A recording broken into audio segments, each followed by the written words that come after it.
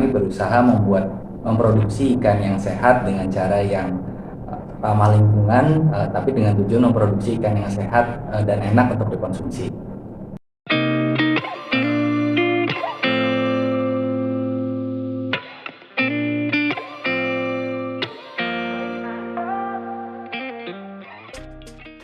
Perkenalkan, nama saya Agus Wibisono, saya diwakil selaku founder. Saya mulai di dunia budidaya ketika sedang kuliah. Kemudian dari sana saya mulai usaha pembenihan ikan patin dulu dan mengirim benih patin ke banyak daerah di Indonesia sampai tahun 2011. Kemudian di tahun 2017 saya mulai di Wake ini. Jadi sempat senggang beberapa tahun di luar perikanan, tapi kemudian 2017 itu kembali lagi di perikanan dan fokus di budidaya.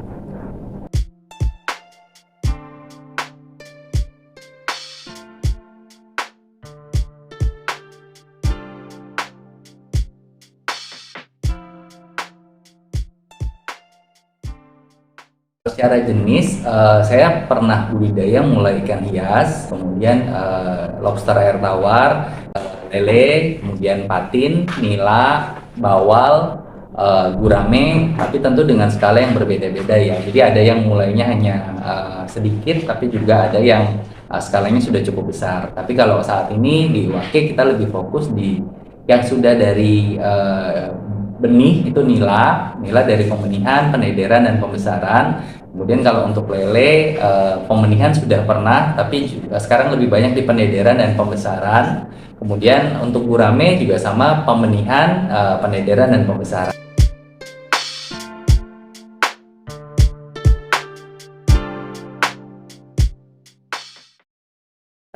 Kalau pertanyaannya komunitas apa yang paling menguntungkan, tentu kita harus bedakan dulu ya. Jadi karena ada pembenihan, ada penederan, dan pembesaran. Jadi tentu yang paling menguntungkan pembenihan.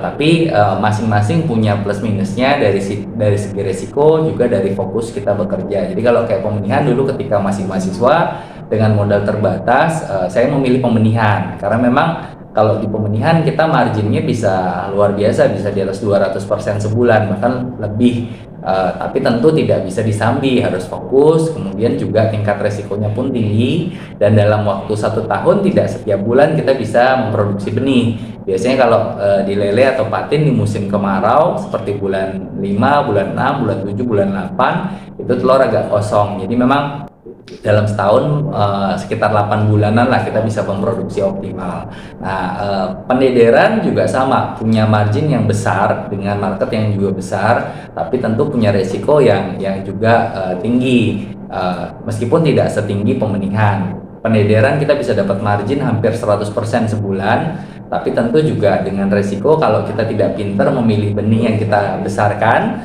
resikonya juga cukup besar. Kalau pembesaran, dari pengalaman saya, margin paling sekitar 10-20% per bulan, hampir sama setiap komoditas, tapi punya nilai resiko yang tidak sebesar pendederan dan pembenihan, dan juga bisa sambil disambi, dan juga skala pasarnya jauh lebih luas. Jadi masing-masing punya karakteristik sendiri ya, tiap jenis ikan tadi.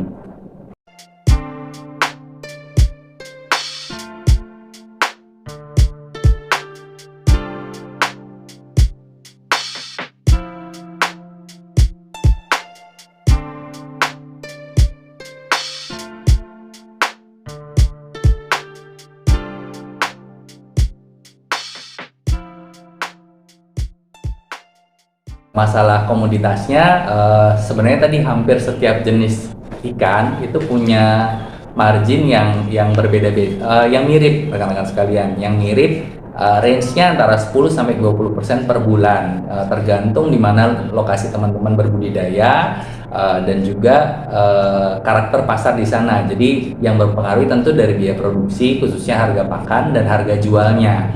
Jadi, tapi kalau di Jabodetabek sini, kalau kita analisa, sebenarnya range-nya mirip, tidak jauh beda, sekitar 10-20% maksimal per jenis ikan.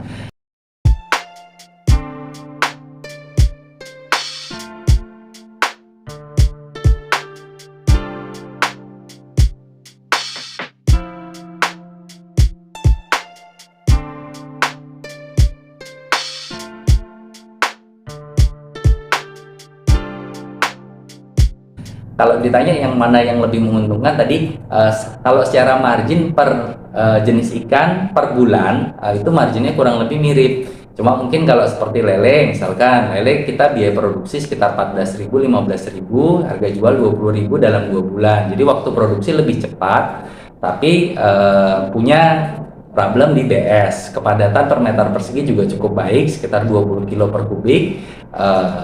Tapi tadi kalau kita telat menjual, harganya akan jatuh 20%. Jadi masing-masing punya karakteristik yang beda. Beda lagi dengan nila. Nila kepadatannya antara 1 sampai 20 kilo per kubik. Jadi range-nya cukup jauh dari tergantung dari seberapa banyak aerasi yang kita pakai. Jadi kalau kita menggunakan sistem bioflok misalkan itu 20 kilo per kubik kepadatannya, bahkan bisa 25 kilo per kubik.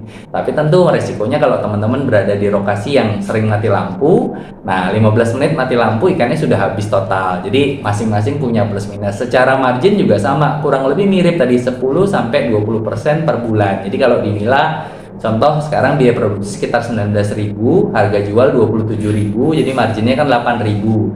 8.000 dibandingkan 20.000 itu kira-kira sekitar 30% ya, 30%, 40% dalam waktu 3 bulan. Jadi margin per bulannya range-nya tadi 10 sampai 20% per bulan.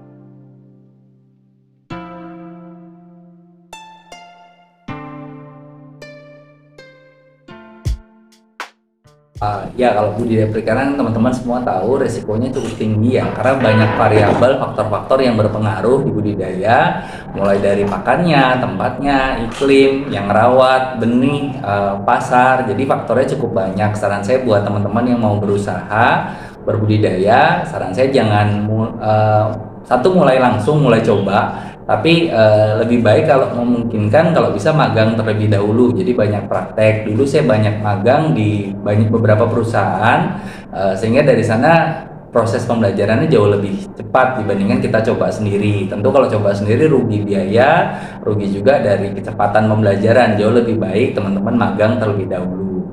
Yang kedua, dalam berbudidaya pasti ada momen. Misalkan kalau kita fokusnya di pemenihan, ada momen-momen yang kita gampang